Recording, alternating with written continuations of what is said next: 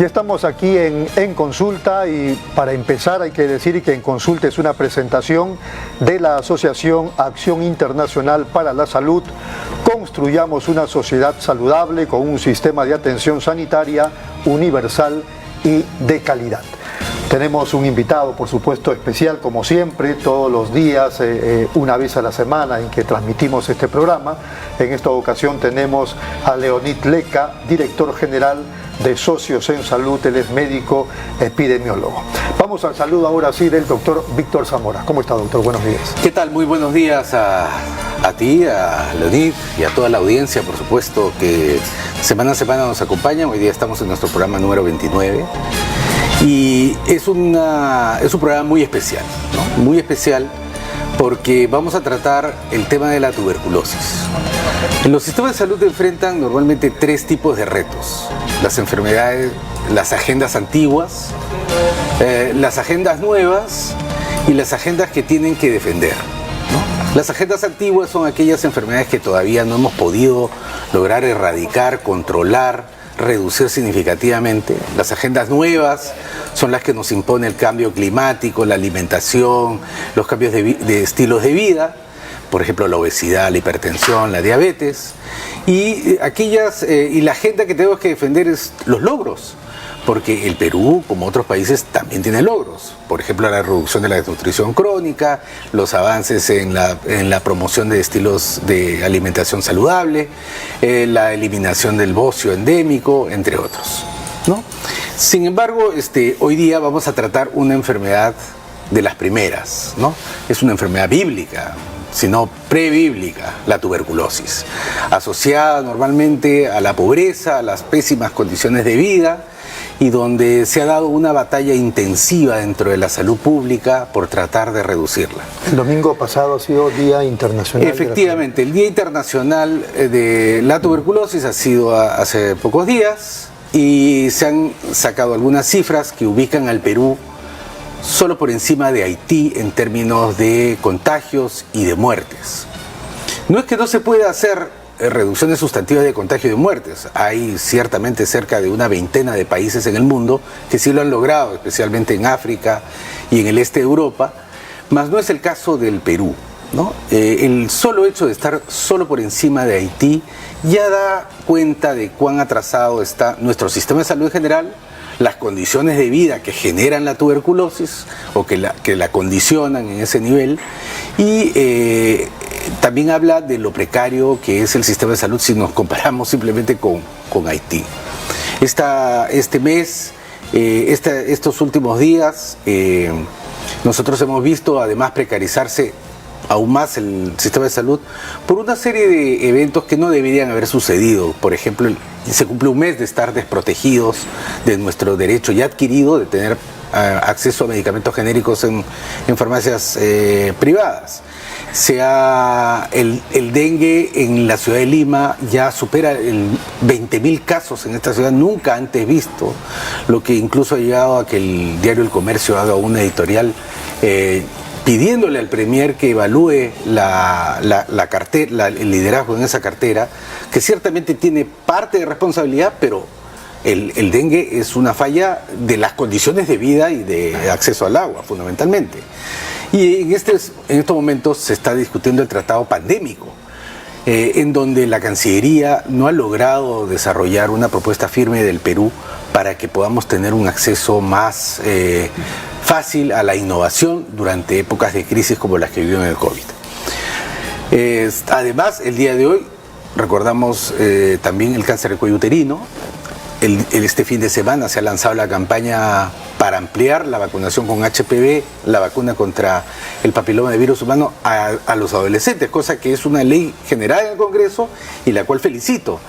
Pero ciertamente, nuevamente, la improvisación hace que el Ministerio de Salud, 5 meses después de haber aprobado esa ley, no tenga la nota técnica que modifica, que orienta a las enfermeras cómo es la vacunación, cómo orientar a los adolescentes, a las adolescentes, cuando hagan preguntas tales como: estoy tomando anticonceptivos, ¿puedo vacunarme? ¿Estoy embarazada, puedo vacunarme? O he N preguntas que los adolescentes hacen y que la nota técnica tiene que cubrir, pero esto no ha sido aprobado. Espero que lo puedan hacer dentro de poco. Sí. ¿Puede resumir, doctor, tarde, mal y poco el artículo que ha publicado? Bueno, casi es un resumen de lo que nosotros tratamos aquí en Consulta, ¿no? Normalmente cuando tratamos un tema vemos qué se ha hecho, qué se pudo hacer y qué es todavía tarde o qué es aquello que se está haciendo tarde. Lo hemos visto en el dengue, lo hemos visto en el caso de los medicamentos, lo estamos viendo en otras esferas aquí permanentemente. El caso de la anemia, por ejemplo, que hubo un retroceso importante durante la gestión de Dina Boluarte al frente del MIDIS y que ahora están tratando de enmendar una situación cuyo daño ya ha sido hecho. Los últimos datos de la ENDE señalan que en anemia hemos retrocedido en estos 2 últimos años. Dengue, el ministro estuvo reacio a declarar la emergencia, lo declaró tarde y hemos llegado con poco. Realmente hace poco han cambiado la norma para poder movilizar médicos a los lugares donde se estaba produciendo mayor mortalidad, que es el caso de Ancash. Entonces, no fue una, fueron varias veces en que estas gestiones, debilitadas por la altísima rotación, bueno, en los últimos, desde el año 2019, 20, 21, 22, hemos tenido 5 presidentes, 2 congresos, 10 ministros de salud y más de un centenar de cambios en el Ministerio de Salud que han generado descapitalización profesional. Y como consecuencia hay gente que llega y que no sabe que tiene que sacar, por ejemplo, una norma técnica para modificar la norma de inmunizaciones para cubrir HPV. Esas son las cosas que se van acumulando. Hablaba usted de improvisación y de gente improvisada. Así es, pero no es única y exclusivamente de esta gestión, como vuelvo a repetir. Es un periodo largo en que se ha agudizado una enorme rotación de profesionales. En algunos casos se ha mantenido, VIH por ejemplo. Es muy bien que se haya mantenido una estrategia que esté en pleno despliegue. En otras, los cambios han sido ciertamente positivos, que han puesto gente muy profesional, con mucha experiencia, como el caso de TEVE, que vamos a ver el día de hoy, ¿no? O el Instituto Nacional de Salud, que se mantiene firme en su trabajo. Entonces, hay que valorar la acumulación de experiencia, de conocimiento, y hay que ajustar las clavijas donde sea necesario, pero hacer cientos de cambios. En algunos lugares, el Centro Nacional de Recursos Estratégicos en Salud, 7 directores en el último año. Eso genera una inestabilidad enorme para las políticas públicas. Muy bien. Bueno, damos la bienvenida a Leonid Leca, es un socio, como Socios en Salud, es un socio estratégico del Ministerio de Salud. Es un organismo internacional que tiene su sede en Perú. Leonid es una persona muy experimentada, con mucho conocimiento. Su organización además ha acumulado experiencia, mucha evidencia a lo largo de estos años, trabajando en VIH, trabajando en VIH-Sida, trabajando en tuberculosis, trabajando con poblaciones migrantes últimamente.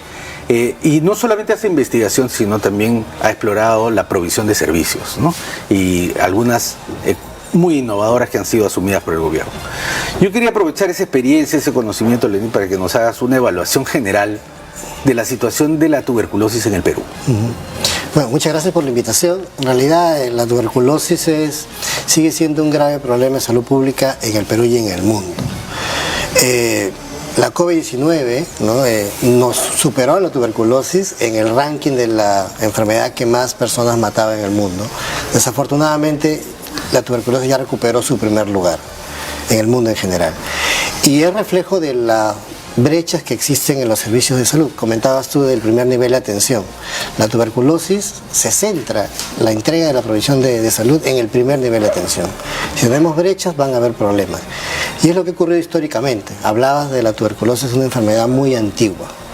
A pesar que es muy antigua, existe un porcentaje importante de la población que la desconoce. Y la tuberculosis para nosotros, yo agradezco que toquen este tema, es un tema político, ¿no? Va más allá del tema médico. Obviamente en medicina hay muchas cosas por hacer. De hecho, en los últimos 5 o 6 años se han avanzado varias innovaciones, pero no basta. No basta porque hay sufrimiento detrás, hay decisiones que deberían tomarse y no se toman para mejorar los diagnósticos, los tratamientos, la parte preventiva. Y hay también un trabajo multisectorial que en la dinámica de los países es bien complicado, ¿no? Si a veces un solo ministerio es difícil moverse, si ya vas a meter a 7, 8, 10, es mucho más complicado. Esa es la realidad de la tuberculosis. Nosotros aquí en el Perú, como comentabas, ha habido un retroceso. La Organización Mundial de la Salud reporta que en el Perú deberían haber, por ejemplo, 52.000 casos diagnosticados de tuberculosis en el último año. Solo se han diagnosticado 32.000. En términos simples, de cada 10 solo estamos detectando a 6. Entonces hay una brecha que hay que cubrir, porque la tuberculosis es una enfermedad infecciosa, altamente contagiosa. No basta ir a un solo sitio, hay que buscar en todos los sitios, porque si no nunca vamos a parar. Esos que no se diagnostican son los que contagian. Correcto. Ahora, desde el lado del Ministerio de Salud, nosotros trabajamos, somos aliados del Ministerio de Salud, hemos hecho varias innovaciones, ¿no? Además de seguir fortaleciendo los servicios de salud con la implementación básica, recursos humanos que se requieran a través de diversos proyectos, existe la innovación comunitaria, de ir a las comunidades vulnerables, a donde a veces se piensa que no hay casos, a encontrarlos. Pero para ir tienes que ir con tecnología. Entonces tenemos radiología móvil, inteligencia artificial, biología molecular, y hemos demostrado a través de muchas intervenciones que en donde buscas encuentras, ¿no? Para tratar de cerrar esta brecha que estoy comentando. O sea que, Leonid, la cifra que el país reconoce como oficial de 115 casos por cada 100.000 habitantes, que nos pone muy por encima de países que tienen alta concentración de tuberculosis también, como Brasil, ¿no? Que tiene 45 a pesar de su población. Esos 115 puede incluso quedar corto frente a la realidad que encontraríamos si los servicios tuvieran mayor alcance. Correcto, o sea, probablemente siempre hay una discusión, ¿ok? Son estimados lo que se pone, la Organización Mundial de la Salud estima, y siempre hay también del lado del Estado, bueno, pero yo estoy buscando más, ¿no? Entonces encuentro más. Es cierto, hay países que no tienen la capacidad de diagnóstico que tiene el Perú, y claro, no encuentran muchos casos, no reportan tanto, y de repente, en teoría, tienen una incidencia baja, pero podría ser más.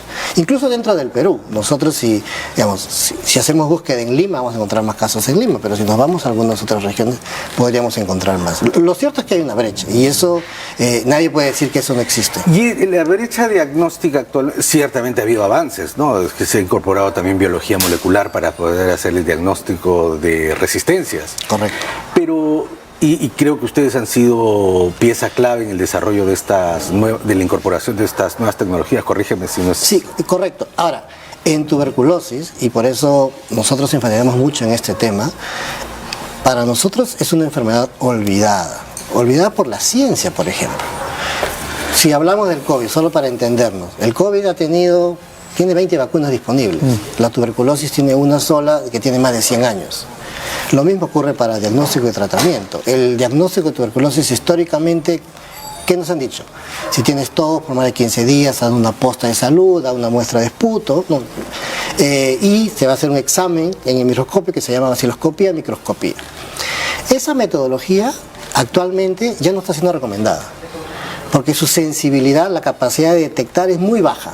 Si yo tuviera 100 casos y busco por vaciloscopía, voy a encontrar probablemente 10, 15. Tendrían que estar con una enfermedad muy avanzada para yo poder encontrar suficiente cantidad de vacilos. ¿Qué es lo que se veía en los hospitales? Correcto, ¿no? Entonces, ¿cuál es la recomendada ahora? Ahora existe, lo llamamos algoritmos diagnósticos, que la OMS ya recomienda, con radiología de rayos X, que es muy sensible. Pero que eso hemos regresado, ¿no? Correcto. Una metodología antigua, pero muy potente. Incluso tú podrías encontrar personas sin síntomas, pero con tuberculosis, con manchas en los pulmones, ¿no? Y luego le haces una prueba molecular y la sensibilidad aumenta 6-7 veces más.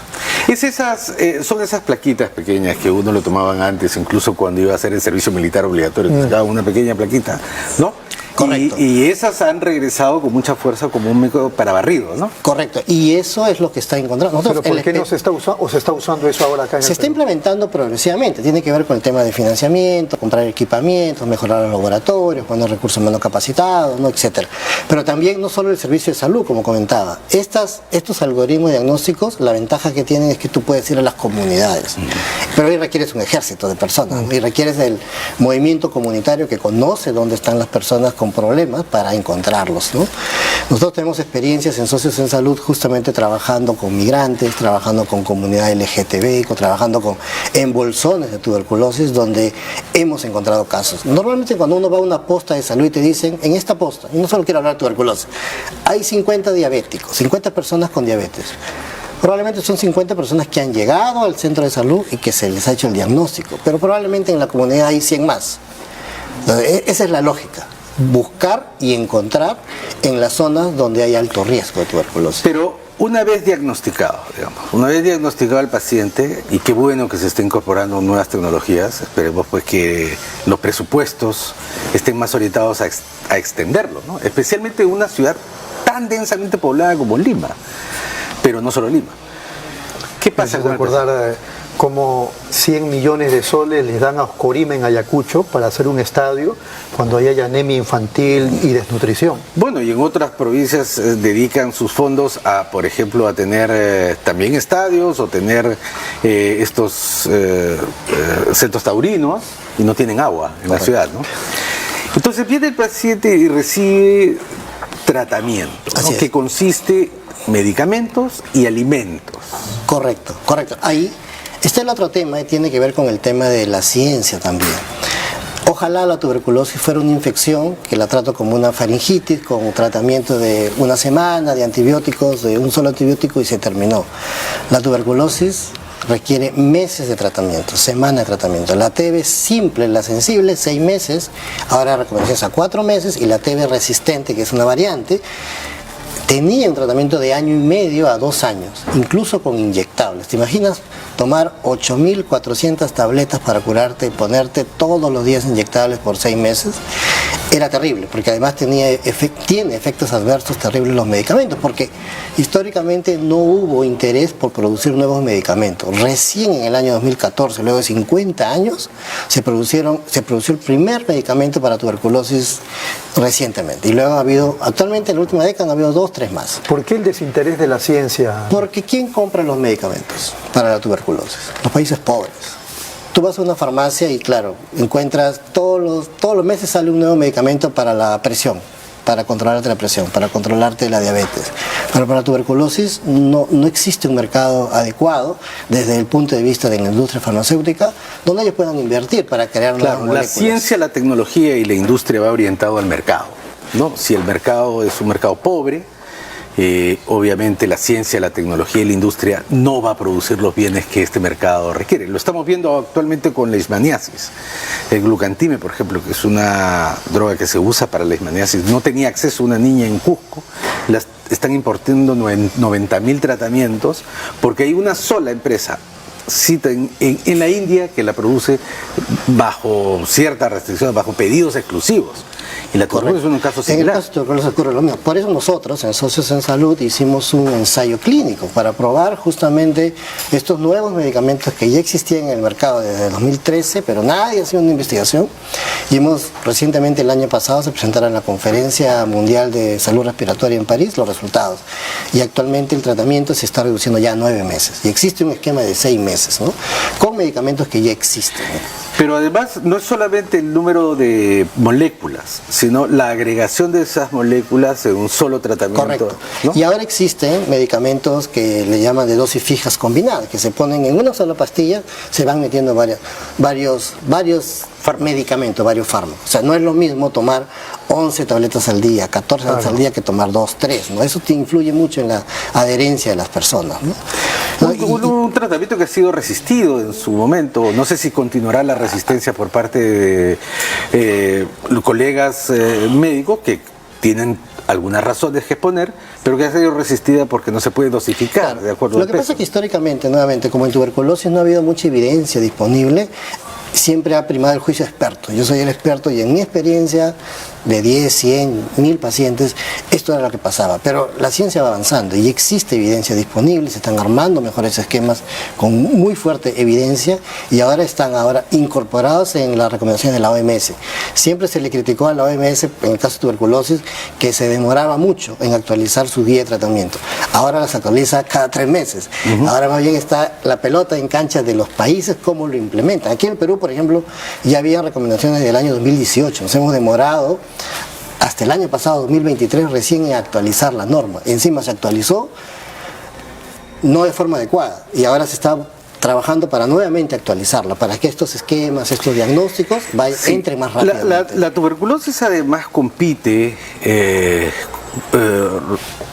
dentro del Ministerio de Salud, dentro de las prioridades, por la atención, entre comillas, del profesional de la salud. Digamos que uno tiene una enfermera o un médico en un centro de salud del primer nivel, ¿no?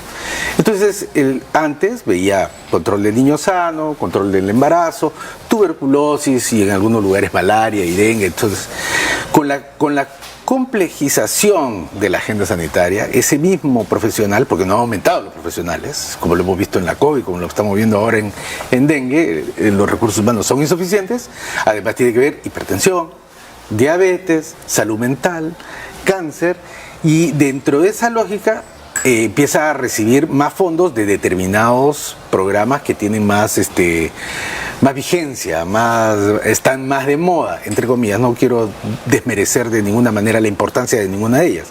Y la tuberculosis va siendo relegada dentro del propio establecimiento de salud a lo que va acompañado el estigma, ¿no? El paciente con tuberculosis, ¿no?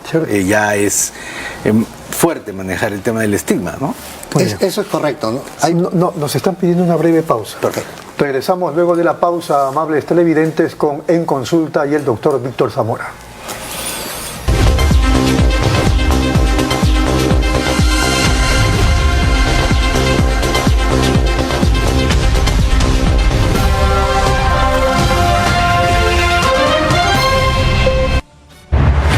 Nueva app de Derrama Magisterial.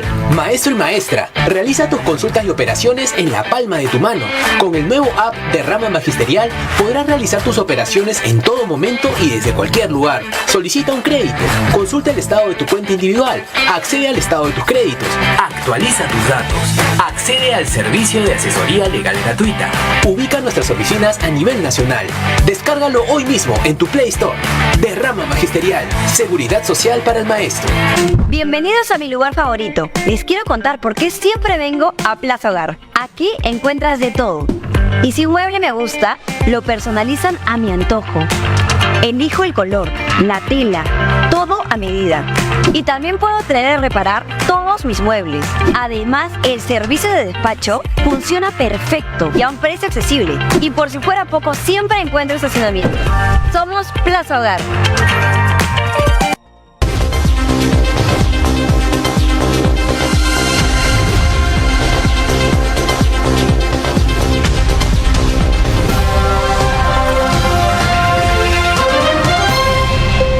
Muy bien, seguimos aquí en Consulta con el doctor Víctor Zamora.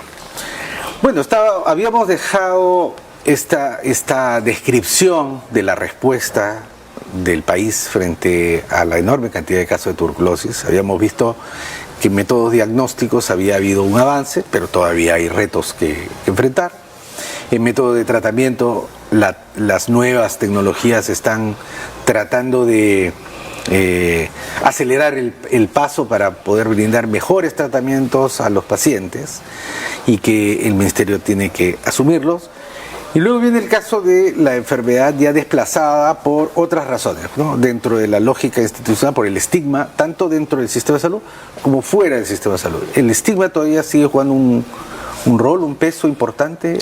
Sí, es muy fuerte, ¿no? En realidad, por eso nosotros en tuberculosis hablamos, no queremos hablar mucho de paciente con tuberculosis, hablamos de persona afectada por la tuberculosis, ¿no? Desde el lado, del punto de vista individual es muy importante, porque hay una carga alrededor, es un tratamiento muy fuerte y la persona requiere algo que nosotros trabajamos en la ONG donde yo trabajo, Socios en Salud, que decimos el acompañamiento. Hay que acompañar a la persona para que en el camino de cuidado vaya avanzando y cumpla el tratamiento, cumpla los controles controles y luego se cure, no solo él, sino su familia.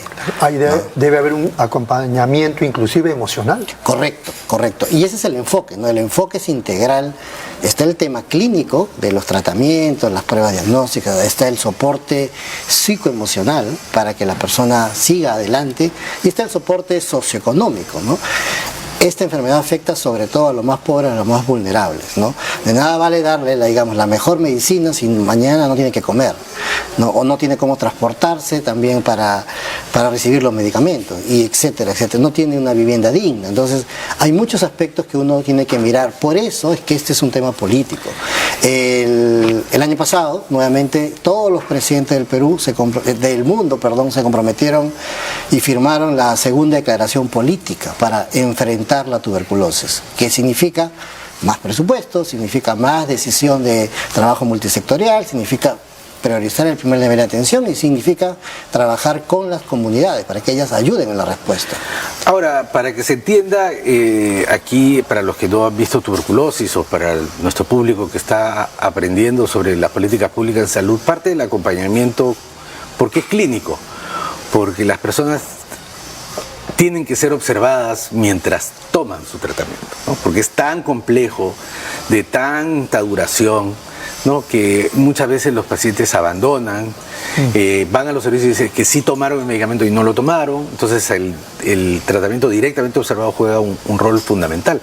Pero además para hacer el control de la familia, de las condiciones en que vive, acompañarlo en su situación laboral, ¿no? Sí. Ahora, Víctor, antes que se me pase, un pilar importante en el control de la tuberculosis, además del diagnóstico y del tratamiento, es todo el componente preventivo, que históricamente en los programas mundiales de tuberculosis, no solo el Perú, no se ha llevado. Con los pocos recursos que tenemos nos concentramos en detectar los casos, tratar a las personas, pero no estamos protegiendo a las personas que están en riesgo, y existe en tuberculosis un tratamiento preventivo. A las personas que no tienen la enfermedad se les puede prevenir que se enfermen. ¿Y cómo es un concepto un poquito difícil de entender, porque la persona dice, si yo estoy sano, ¿por qué voy a tomar pastillas? ¿No? Eso es lo que nosotros llamamos la quimioprofilaxis. Si yo soy una persona, en mi casa, tengo mis 5 familiares, yo tengo tuberculosis, mis familiares que viven conmigo, comen conmigo, duermen conmigo, están en riesgo. No, existen pruebas donde se les puede detectar que tienen la infección de tuberculosis y darle un tratamiento preventivo para evitar que se enfermen. Eso es algo que ahora estamos insistiendo mucho en el Perú y en otros lados, que se cumpla, porque es la única manera de cortar la cadena de transmisión. Usted se refiere a la isoniazida. No solo la isoniazida, porque ahora existen tratamientos preventivos acortados. La isoniazida es un tratamiento de 6 meses que se le da a alguien para prevenir. Es muy difícil. Yo tomo 6 meses y no tengo nada. ¿Por qué voy a tomar pastillas por 6 meses todos los días? Existen ahora tratamientos acortados de 3 meses de tratamiento. Pero el gol estándar en este momento dentro de la norma técnica... En el Perú es isoniazida, pero ya se agregó, gracias a la incidencia que hubo, el uso de un esquema de isoniazida más rifapentina, que es otro medicamento, que se da una vez por semana por 12 semanas. Mire, excelente noticia de esos avances que se pueden hacer con gente que va acumulando experiencia, va acumulando conocimiento, se generan evidencias a partir de trabajos como los suyos y de otros, y se van incorporando dentro de la política pública, ¿no? Pero hablemos ahora de la alimentación, ¿no? Porque el Ministerio de Desarrollo e Inclusión Social entra a jugar un rol ahí en dar las canastas de alimentos para los pacientes con tuberculosis, Correcto. no solamente medicamentos. Sí, correcto. En el Perú tenemos la ventaja que tenemos un programa nutricional, el PAN-TV se le conoce. Todas las personas con tuberculosis tienen acceso a una canasta de alimentos. Siempre ha habido discusiones que tiene que ser mejor, ¿no? Tiene que llegar a tiempo, porque a veces hay todo un sistema logístico complicado. Antes se encargaba esto el PRONA, o Ministerio de Salud, luego el PRONA, luego esto ya el MIDIS está a cargo y lo hace a través de las municipalidades. Ahí hay una triangulación un poco complicada. Sí, porque son los municipios los que tienen que empadronar, claro, los que hacen la compra. Es el MINSA quien da la información y son los municipios los que compran y entregan. Y a veces puedes tener algunos pacientes que tienen 6 meses de tratamiento, pero la canasta le llega cuando ya empezó luego de 3 meses, Muy pero bien. llega tarde, ¿no? El tiempo nos ganó.